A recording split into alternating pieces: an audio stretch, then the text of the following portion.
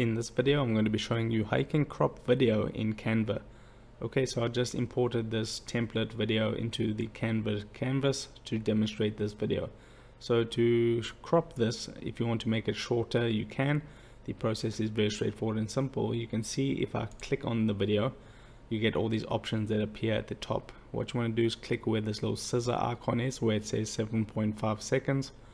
Click on the scissor icon, and now you can see, if I just pause that, if you see on the left hand side and the right hand side, you have those little handles. You can move them to the left, and you can move this one to the right, and now you can see it is shortened.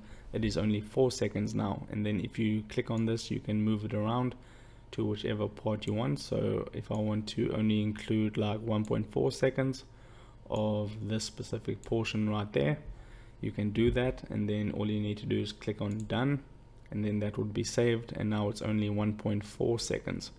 So that's a quick and simple way of how you can crop video in Canva. If this video helped you out, don't forget to drop a like onto it and subscribe for more, and I'll see you in the next video. Take care.